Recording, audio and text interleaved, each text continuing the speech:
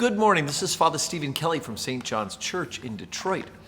And we are continuing our series of daily morning meditations, looking at one of the readings from either morning or evening prayer, what is known as the daily office lectionary. And today I wanted to take a look at the Old Testament lesson that's assigned for morning prayer from the book of Samuel, the first book of Samuel. Now, it is a wonderful story, and I'm actually going to take a step back and look at yesterday's reading as well, because it sets the table for today's reading. And it is interesting because the last time we really talked about Samuel, we talked about him being a young man and hearing God's voice for the first time. And there had not really been any prophecy of any sort in quite a while, and he had to go to Eli the priest, and he had to say, "Why do you keep calling me?" And that's when Eli realized that, in fact, it was God who was trying to call Samuel, and he said, "Go ahead, just next time you hear it, say, 'Speak, Lord, for I am listening.'" Since that time, there's been battles, and the evil sons of Eli were destroyed, and Samuel has been raised up by God to be the prophet and judge for the people of Israel. In chapter 8, in the reading that we did yesterday, though, it is important for us to talk about, because in that we hear about the coming of what is known as the kings of Israel. Originally, it obviously wasn't a part of God's initial plan to give the people of Israel a king.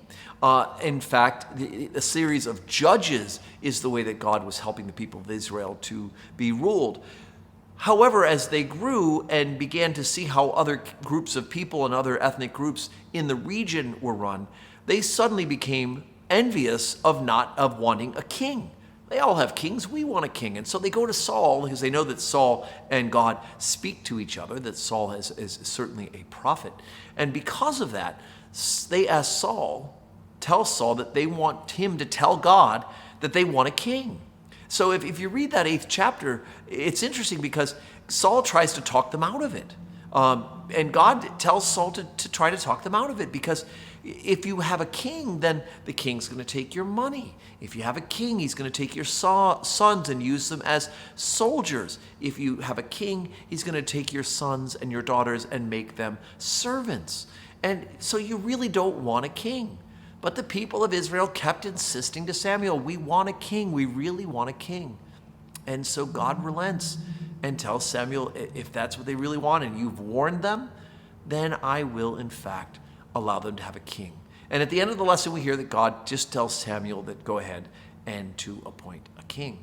And so now we jump in today's lesson, which is chapter 9, and we get an introduction to the first king of Israel, and that, of course, is King Saul. And it is of course, he's not king yet when he meets him, but this is the part where we get the introduction to who Saul is. And I always think it's interesting how it's described in the King James Version.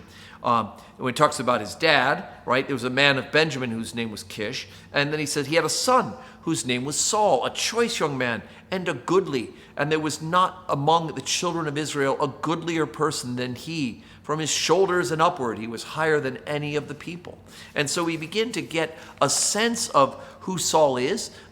We think about how one of the things that probably made General Washington such an attractive leader of the Continental Army and then of the country was because he was so much taller than all of his troops. And people who are taller tend to command at least attention, if not respect. I always feel like I got gypped because my brothers are all 6'3", 6'4". My dad's that tall, and I was stuck under 6 feet. So I feel like I got gypped.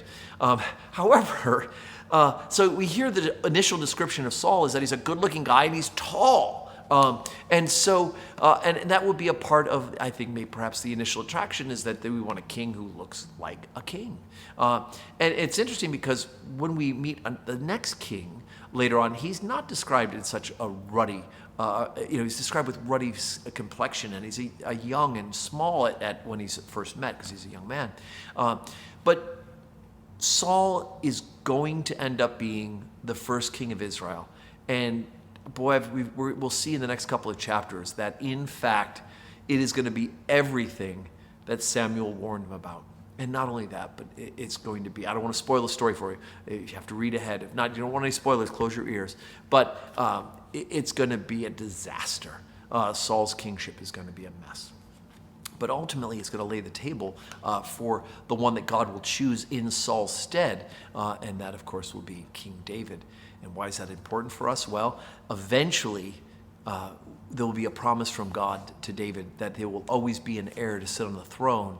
And ultimately, as we go through the genealogy, and yesterday we talked at Mass about St. Anne, the grandmother of our Lord, and the whole genealogy will come from Abraham to David, and then the promise through David to send an heir. And of course, through that heir, we will have the eternal throne, the eternal kingship of Jesus Christ. So the physical flesh, the human part of Jesus comes from that line of David. So we're setting that up by reading our Old Testament as well. I hope you have a fantastic Tuesday, and may God bless you.